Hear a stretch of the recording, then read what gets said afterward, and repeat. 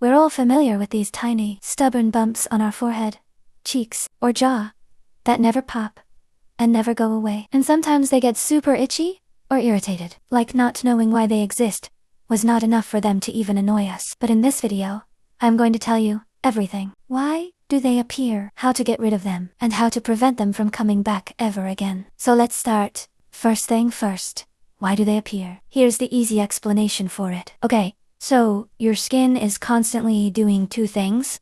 It makes oil and it sheds dead skin cells. Normally, those dead cells fall away and oil flows out. Everything breathes. But sometimes the dead skin and oil mix together and get stuck inside the pore. When that happens, the pore gets blocked and you get those small bumpy dots that never pop or turn into a normal whitehead. They're usually called closed comedones, basically clogged pores under the surface. They show up most on the forehead, cheeks, and jawline, places that get oily, sweaty, or where hair and hair products touch the skin. Also, quick heads up, some bumps look the same but are actually caused by a yeast on the skin. People call it fungal acne. And no, it's not a bad thing. That happens when the yeast grows too much, especially in humid weather or after heavy creams. So if you keep slapping on thick creams, layering products, or never exfoliate, you're basically sealing the pores shut. Same if you use oily sunscreens or hair serums that rub onto your forehead. We have talked about this before, and I'm gonna say it yet again. Exfoliate at least once a week. These tiny bumps are a sign of your skin screaming to help it breathe. Now, here's a quick test to know whether your tiny bumps are fungal acne or just clogged pores, because both of them have different way to get rid of. First, does your bumps itch or makes your skin feel irritated, especially when you sweat? If yes, then that points to fungal. If they feel grainy under your finger and aren't itchy, it's probably closed comodones, basically trapped oil and dead skin. Now that we know what's actually happening, let's fix them. How to treat it, okay?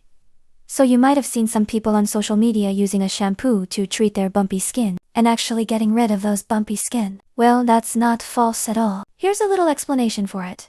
The yeast that causes fungal acne, it's the same one that caused dandruff. So the anti-dandruff shampoo treats fungal acne really well. You know, one product has multiple uses when you know what's in there. And I hope you're using that knowledge the right way, because once you know the power of knowing what's in the packaging, you will save yourself a lot of time, money, and effort. As for shampoo, if you want, you can definitely try Nazural, Catazol.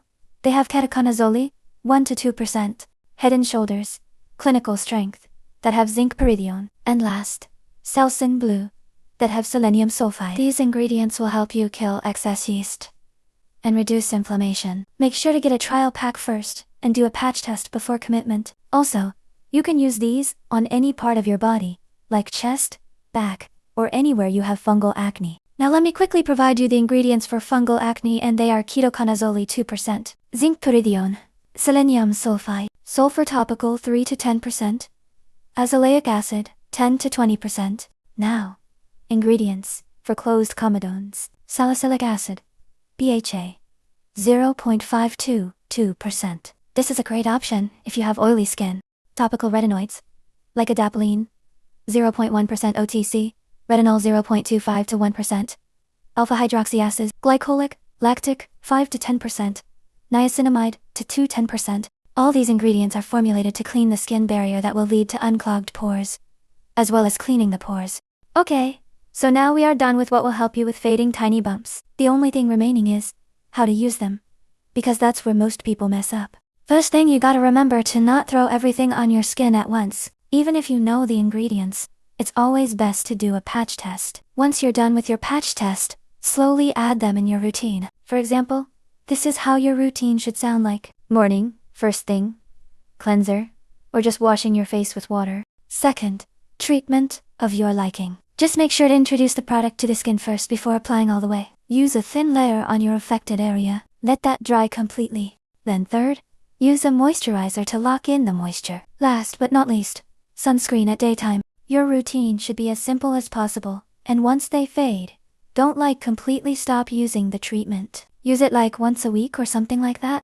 Last thing, give your skin some time to heal on its own. Got it? Everything we are doing is treatment, not a magic spell. And trust me, it will work. And, of course, you can leave a comment and share your experience by being honest if it worked or not. Let me know if you have any questions. Also tell me what you're struggling with. The more people there are, the more motivation I will get to make a video on it. Make sure to like and subscribe. Share with your loved ones. Take care, ladies. See y'all in the next video.